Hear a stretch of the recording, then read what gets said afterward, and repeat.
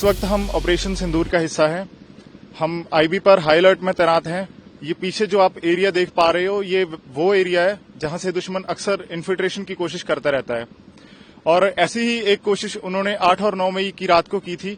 8 और 9 मई की रात को दुश्मन ने हमारे ऊपर अचानक फायरिंग की और उस फायरिंग की आड़ में उसने इन्फिल्ट्रेशन की कोशिश की।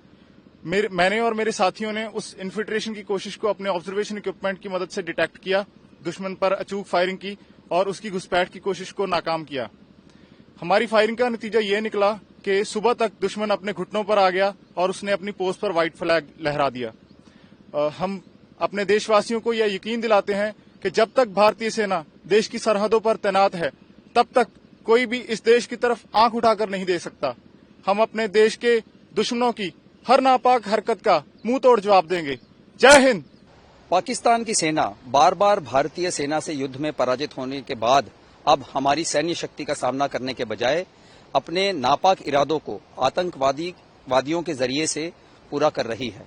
पाकिस्तान सेना लाइन ऑफ कंट्रोल और इंटरनेशनल बाउंड्री में उन इलाकों से जहां नदी का क्षेत्र हो या दुर्गम इलाके हो, वहां जहां फेंस नहीं है, वहां से घुसपैठ कराती है। हमारी सेना दिन और रात निरंतर सतर्क है। यदि इन्फिल्ट्रेशन अगर हो भी गई तो हमारे कारगर इंट नेटवर्क के जरिए से क्विक रिएक्शन फोर्स उन्हें तुरंत मौत के घाट उतार देगी। कई बार पाक सेना घुसपैठियों की मदद के लिए हमारी पोस्टों पर फायर करती है, जिसका जवाब उन्हें कई गुना ज्यादा नुकसान दिलाकर हम देते हैं। भारतीय सेना के योद्धा अपने परिवारों से दूर कठिन परिस्थितियों में दुश्मन के सामना करते हुए अपने साथियों के बीच में अपने मनोबल को बिल्कुल उज्जवल और उत्तम रखते हैं। परिश्रम से और प्रशिक्षण से प्रोत्साहन प्राप्त करते हुए, कठिनाइयों को गले लगाते हुए, चुनौतियों का सामना करते हुए वो अनुशासित होकर अपने कर्तव्यों के पालन में और अपने लक्ष्य को सिद्ध करने के लिए सदा तत्पर रहते हैं।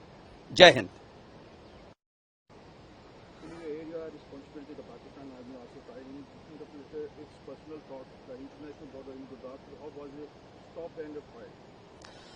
After repeated defeats, Pak military is unable to face Indian military in conventional operations. He has conveniently outsourced his military tasks to proxies and terrorists.